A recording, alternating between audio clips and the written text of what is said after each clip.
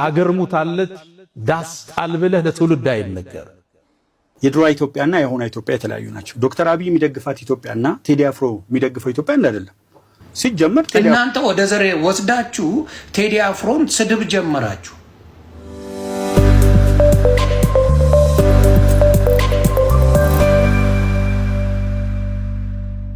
ቴድሮስ ካሳ ገርማሞ ዱሬሳ አቱ ዱሬሳ ናቸው። ይቅድማ አቱ ዱሬሳ ናቸው። ገርማሞም ኦሮምኛ ነው፣ ዱሬሳም ኦሮሞ ነው። ኦሮሞ ከማን ነው ነፃ የሚወጣው? እስቲ እንዴት ነው? ኦሮሞ ከጨቋኙ ነው። ግልጽ አድርገናል። ማን ነው ጨቋኙ? ጨቋኙ የነፍጠኛው ስርዓት ነው። ማን ነው ነፍጠኛ? የነፍጠኛው ስርዓት በምኒልክ የሚመራው በጠመንጃ ታግዞ እና እሱ አሁን ህዝቡን ወቅቶ ያ ስርዓት አልቀረማ። ሰውየው የለም። አዎ ስርዓቱ ግን እንደተዘረጋ የነበረው ግን በሚኒሊክ አስተዳደር ስር አብሮ ሲመራ የነበረው ያ ሁሉ ከ80 በመቶ በላይ የሚሆነው የኦሮሞ ጀነራል አልነበረም። የኦሮሞ ጀነራል በወቅቱ አልነበረም። እሱ በአድዋውን ጋር ምናልባት አምታታችሁት ሊሆን ይችላል። በወቅቱ የነፍጠኛው ስርዓት የሚባለው አሁን እስቲ አሁን ኦሮሞን ምን አደረገው? የቱ ጋር ነው ያለው? እስቲ አሁን ለምሳሌ አሁን በዚህ ሰዓት ላይ የነፍጠኛው ስርዓት የሚባል አካል እዛ ገብቶ ኦሮሞን ህዝብ እየጨቆነ ነው ወይስ ቂም በቀል ነው ያለባችሁ? ያን ጊዜ በነበረው ስርዓት ላይ መጀመሪያ አንፃር ነው የምታየው። ይሄ ሂስቶሪካል ፐርስፔክቲቭ ነው የምታየው። በአንድ ቀን ኢንሲደንስ የሚታይ አይደለም። ትግሉ ሲጀምሩ ነበርን በል። ለምሳሌ ትግሉን ስትጀምሩ ይሄ ነበርን በል።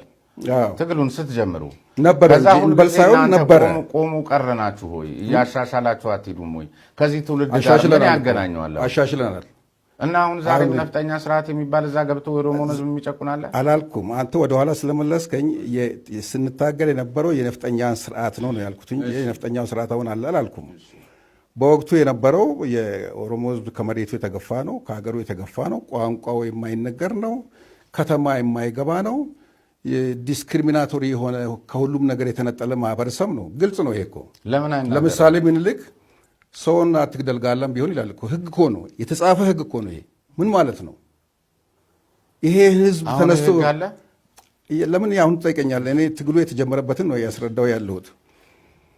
ይሄ እናንተ ለምን ያለፈው ላይ ቆማችሁ ትቀራላችሁ? አሁንስ ቆመን አልቀረንም። ምን የበቀል ፖለቲካስ ምን ያደርጋል? የበቀል ፖለቲካም አልሰራንም።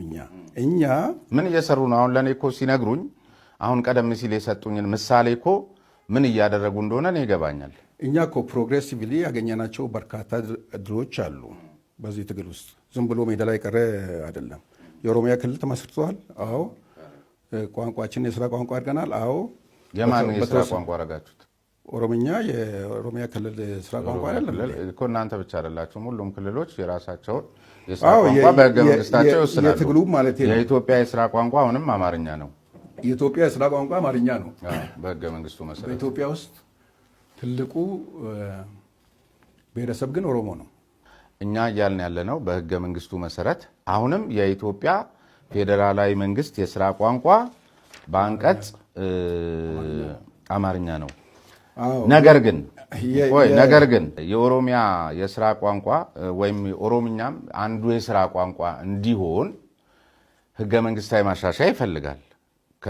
ከሆነ አሁን ቀደም ሲል እንዳሉኝ ብዙ ቁጥር ያለው ብሔረሰብ ኦሮሞ ነው ባሉኝ መሰረት እንዲሆንላችሁ፣ ይሄንን ግን ኦነግ ወይም የኦሮሞን ህዝብ ወክላለሁ እናንተ ወደ ዘሬ ወስዳችሁ ቴዲ አፍሮን ስድብ ጀመራችሁ። ለዝምባም መልስ የለውም ቴዲ አፍሮ ለሚሰይት ለዝምባም ቆሾ ቆምቦሬ መልስ የለው። ማንም ከነመፈጠራቸው ያውቃቸው። ኢትዮጵያዊነትን በጣም ነው የምትጠየፉት። እናውቃለን። ከ4 ኪሎ ብትወጡ እግዚአብሔር ምስክሬ ነው የምላችሁ ኢትዮጵያን አንፈልግም ነው የምትሉት። 4 ኪሎ ብትወጡ ኢትዮጵያዊነት አንፈልግም እንገንጠል ነው የምትሉት። 4 ኪሎ ስለገባችሁ ብቻ ነው ኢትዮጵያዊነት የምትሉት። ምክንያቱም በፖለቲካችሁ ላይ ኢትዮጵያዊነት የለውም። ማን ዘምሯል? በኢትዮጵያዊነት ማን ዘምሯል? በእናንተ ፖለቲካ ኢትዮጵያዊነትን የዘመረ የለም፣ ኖርም አያውቅም። የድሮ ኢትዮጵያና የአሁኗ ኢትዮጵያ የተለያዩ ናቸው። ዶክተር አብይ የሚደግፋት ኢትዮጵያና ቴዲ አፍሮ የሚደግፈው ኢትዮጵያ አይደለም። ሲጀመር ቴዲ አፍሮ የሚይዘው ሰንደቅ ዓላማ ምን አይነት ነው? ቀላል እኮ ነው። ምንም ሳትደክም መብት የለው መብቱ ነው። ግን እኔም መተቸት መብት አለኝ። ደስ የሚለው እሱ ነው። ቴዲ የሚፈልገውን የማቀንቀን መብት እንዳለው ሁሉ እኔ ቴዲን የመቃወም መብት አለኝ። ቴዲን የመደገፍ ደግሞ ሌሎች ኢትዮጵያውያን መብት አላቸው። ግን የትኛው ነው አሪፍ ነው? ሞአንበሳ ሁልጊዜ ቴዲ ጋር አለ። ሞአንበሳ ማለት ዘእምነገደ ይሁዳ ነው። መጀመሪያ ዘእምነገደ ኢትዮጵያ አይደለም፣ ይሁዳ ነው። ንጉሥ ሰለሞን ጋር ነው ትሬስ የሚያደርገው። ስዩመ እግዚአብሔር የሚል አለበት። ከፈለክ መስቀል አለ። ሶ it doesn't represent ሙስሊሞችን ሪፕሬዘንት አያደርግም። መስቀል አለው እኮ አይወዱትም ያን ፓርት። እሱ የጃንሆይ እኮ ባንዲራ ነው። ከምኒልክ ዘመን ጀምሮ ነበረ የጃንሆይ በህግ ደግፎ የደነገጉት ነው። ስለዚህ ያን ባንዲራ ያቀነቅናል። ግን ጃንሆይም ደግሞ የባንዲራው አጠቃቀም በፕሬዝዳንቱ ማን ነው በንጉሱ መኪናና በጽፈት ቤታቸው ነው የሚለው። ኤግዛክትሊ። ግን ምንድነው ሰንደቅ ዓላማው ሪፕሬዘንት የሚያደርገው? የኢትዮጵያን ህዝብ እኮ ይወክላል አላሉም ንጉሱ።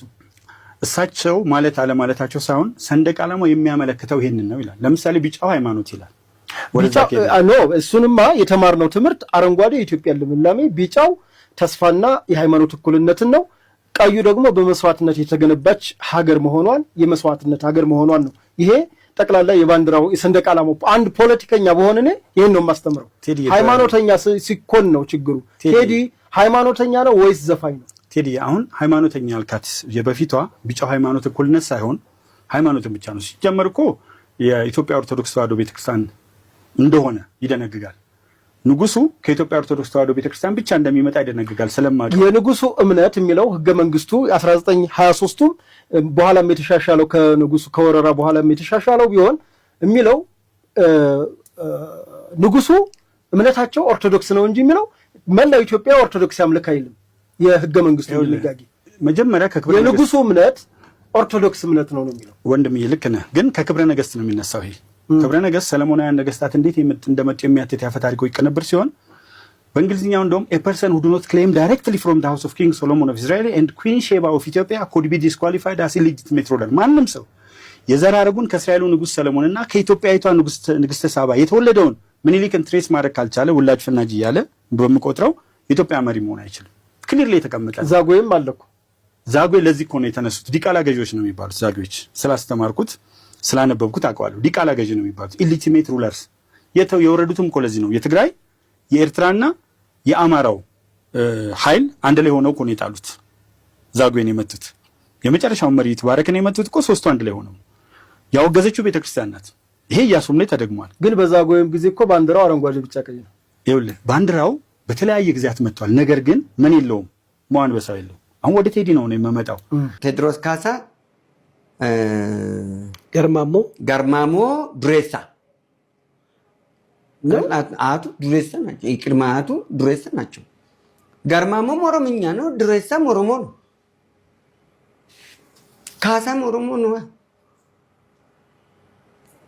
ስለዚህ በእናቱ ነው ጉራጌ፣ በአንድ በኩል የእናቱ አማራ ጎንደሬ ነው፣ በአባቱ ግን ሙሉ በሙሉ የኛ ነው። ይመጣል። ሀያ አይደለም፣ በሴት አይጠራም፣ በእናት አይጠራም። ሰው ስለሆነ በአባት ነው የሚጠራው። የኛ ልጅ ነው ቴዲ።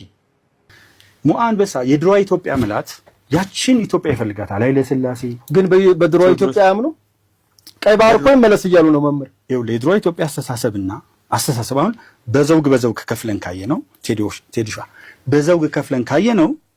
ከዛ ውስጥ የምቀበላቸው ነገሮች አሉ፣ ከድሮ ኢትዮጵያ ውስጥ የማልቀበላቸው አሉ። አወዛጋቢ የሆኑ ጉዳዮችን ነው ቴዲ የሚያቀነቅነው። ለዚህም እኮ ምን ሆነ አንድ አላደረገንም። የቴዲ ዘፈን አጉል ትርጓሜ የተሰጠው ነው ብለው አያምኑም ማለት አጉል አይደለም።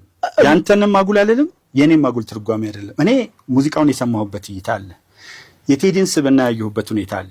ማን ነው አፄ ማን ነው ኃይለ ሥላሴ ሲል እዛ ጋር ሙሴ የተለያዩ ነገሮች ሚላቸው ስለ ኃይለ ገብረ ሥላሴም እኮ ዘፍኗል። አዎ ምክንያቱም ይሄ ሰው ስለ ፍቅርም ዘፍኗል። አጉርሽን ፍቅር ያሸንፋል። ግን ከዳስጣል በተጨማሪ እኮ የጽዮን ሙሽራም አለ።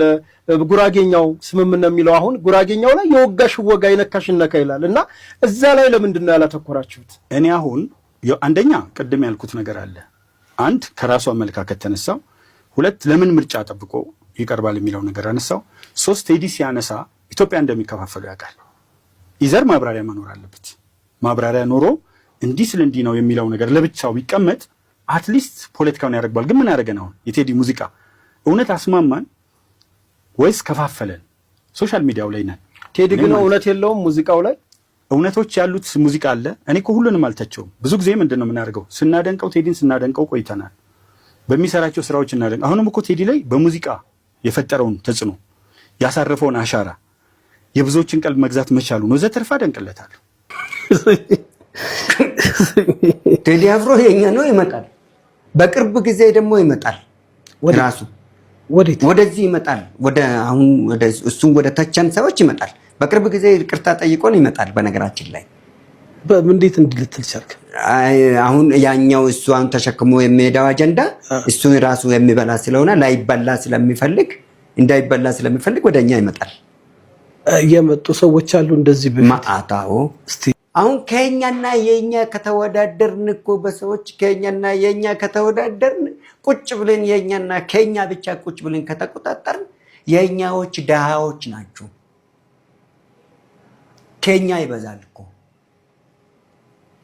ምንድነው? አልገባኝም። ከኛና የኛ ልዩነቱን አጣቀው አይት ብታብራራ። የኛ የሚሉት በአማርኛ የኛ ነው የሚሉት አይደል? ከኛ የምንለው ደግሞ እኛ ኦሮሞዎች ነን አይደል? የምንታወቀው ከኛ የምንለውን የከሌን ከኛ እያልን ከሄድን መላው ሀገሪቷ በሙሉ ከኛ ሆኖ ይቀራል። ይሄ አይደል ታዲያ ጨፍላቂነት? ጨፍላቂነት አይደለም፣ ዘር ፈላጊነት፣ ዘራረግ ጨፍላቂነት አይደለም።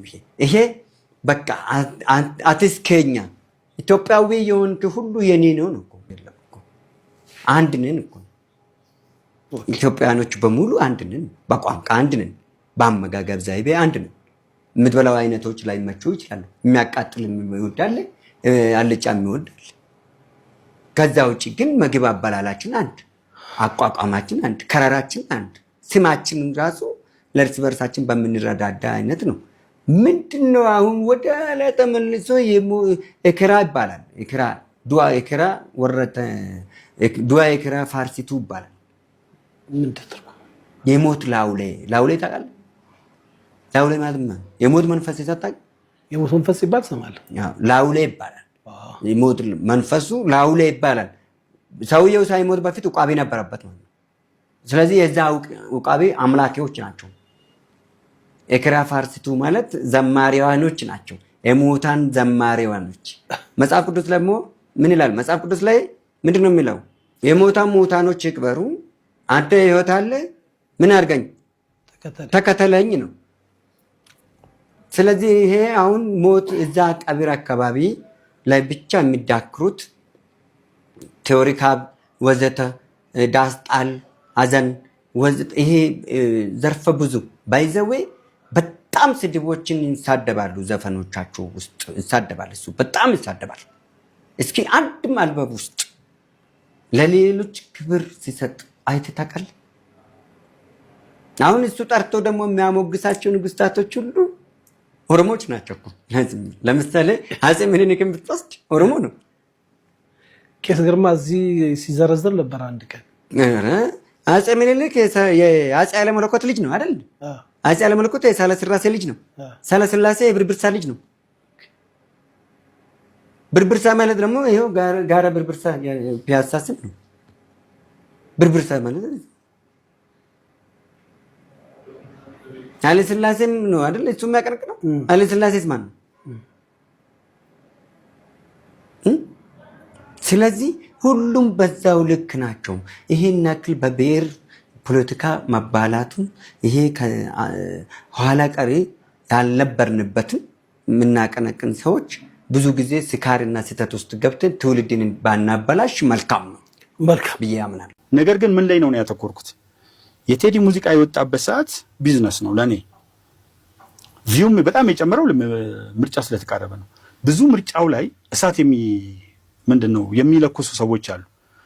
ለኔ ቤንዚን ሆነላቸው ነዳጅ ሆነ። ግን እነዛ ተቃዋሚዎች አሁን እኛ ተቃዋሚም ውጭ ያሉ እነሱ ናቸው በእርሷ አገላለጽና እነዛ ሰዎች በትክክል ቴዲ አፍሮ የነሱን ሐሳብ አንጸባርቋን ብለው ያምናሉ? እርሶ እነሱ መውሰድ ነው። አሁን ትልቁ ነገር ምንድነው? ባለቤት ነን ይላሉ። የሁሉም ነገር የኦርቶዶክስን ባለቤት እነሱ ናቸው። ታዬ እኮ ፕሮቴስታንት ሆነ ሲሉ እኮ ወንጌላዊ ሆነ ሲሉ የሁሉም ነገር ምንጭኛ ነን፣ በእኛ መስመር ነው። ቴዲና እነሱ እኮ አይገናኙ። እነሱ በሰፈራቸው ጀምረው በሰፈራቸው ጨርሰው። ታዲያ ቴዲ ጋር ምን አገናኛቸው? የሚያገናኛቸው የለም። ለይቼዋለሁ እኔ። ቴዲ ያለው ነገር አንደኛ ለያይቶናል፣ ሁለተኛ እነዚህ መልእክቶች ለይቼ እነዚህኞቹ መልእክቶች ልክ አይደሉም ብያ እነዛን ግን ከወሰድን ይሄ ወፍነን ፈንጀር የሚሉትን ሰዎች ስናያቸው ከቴዲ ጋር ዲያሜትሪካሊ ኦፖዚት ናቸው። አይዲዮሎጂያቸው አይገናኝም። እሱ የድሮንም ይሁን በዛ ውስጥ ግን የኢትዮጵያን አንድነት ይፈልጋል። ማይካደው ቴዲ የድሮንም ኢትዮጵያን ያንሳ ማንንም ያንሳ የኢትዮጵያ አንድነት ሞቲቭ እንደሆነ አውቃለሁ። ቴዲ ድልም አግኝቼ 1-3 ቀን አብሬው ለመቆየት ይችላል። ለኢትዮጵያ ያለውን ፍላጎትም አውቃለሁ፣ ስሜቱም ይገባኛል። ግን አንዳንድ ጊዜ ምን ይወስደዋል? ብዙ ጊዜ ከማን ጋር እንደምትውል ንገረኝና ማንነትን እነግርሃለሁ ይባላል። ቴዲን ያጀቡትን ሰዎች ያውቃቸዋል፣ አብሯቸው የሚውሉትን ሰዎች ያውቃቸዋል። ጎንደርም ላይ እዚህም እነዚህ ሰዎች የሚያንስ አንተ ሰው የማህበረሰብ ውጤት ነው፣ ያዋዋል ውጤት ነው። ሁልጊዜ የሚሰማው መዋንበሳን ነው፣ ሳልሳዊ ቴዎድሮስን ነው። ወደዛች አካባቢ የሚሄድባት ነገር አለች። እነዚህኞቹ ግን አሁን ይሄ ውጭ ሆነው የሚጮሁት ሰዎች በግልጽ ወይ አማራ ጽንፈኛ ናቸው። ጽንፈኛ ስንል አማራን አይወክሉም እኮ። ባዮሎጂካሊ እነ ጀዋር የተወለዱት ከኦሮሞ ነው። ፖለቲካሊ ግን ከግብጽ ነው የተወለዱት፣ ከሻቢያ ነው የተወለዱት። ይሄ ነው። እኔ አሁን ሰው በሁለት አይነት ይወለዳል። መንፈሳዊን ትተን ስፒሪቹዋል አለ መወለድ። እርሙታለች ዳስ ጣል ብለህ ለትውልድ አይነገር። ወስያዬ ለወጣቶች እሱ ነው። ዳሱን አፍርሱትና ደስ የሚለው ተስፋ ላይ ተቀጣጩ። ትውልድን አገር ፈርሳለች ዳስህን ጣል ተብሎ አይገነባ። ይሄ ማህበራዊ ሳይንስን የማያውቁ ግለሰቦች ናቸው። ትውልድ እንዴት እንደሚነታነጽ የሊደርሺፕን ሳይንስ የማያውቁ ገጣሚዎች፣ አዝማሪዎች ናቸው ይሄን የሚሉት። ብዙ ጊዜ ችግሩ ምንድነው? ታዋቂ ሰው ስትሆኑ ማህበረሰብን አትቀላቀሉ። ተሰናስኖ ነው ወደ ኢትዮጵያ ብልጽግና ከፍታ መውጣት የምንችለው። አንዱን ጥለህ አንዱን አንጠልጥለህ የኢትዮጵያን ህዳሴ ማረጋገጥ አንችልም። ሁሌም መጠላለፍ መጠፋፋት ብቻ ነው። በማህበራዊ የለውጥ እርከን ውስጥ 3 እርከን እንዳለ ይነገራል። አንደኛው እኔ የሚባለው እርከን ነው፣ ዲፔንደንሲ የምንለው። ሁለተኛው ደግሞ አንተ የሚለው ነው፣ ለሌላው ዕዳን ማሸከም ነው፣ ዲፔንደንሲ ይለዋል። ሶስተኛው ኢንተርዲፔንደንስ፣ አንዱ ካንዱ ጋር ሲገመድ፣ አብሮነትን ስታውጅ፣ ተባብረን እንደግ ስትል የናንተም የኛም አገር ነው። ሁሉም እኩል ነፃነት አግብቶ፣ ሁሉም ቤተ እምነቱን ገንብቶ፣ ሁሉም ሃይማኖቱን በነፃነት አድርጎ ከዛ በኋላ ያለውን በእውቀት እንደኛኝ ያና ሃይማኖት ከኔጋ በእውቀት አውርደን እውቀት ሲያሸንፍ አባል ይሆናል። በማግለል በመግፋት ይችን አገር ወደ ላይ ከፍ ልናደርጋት አንችልም።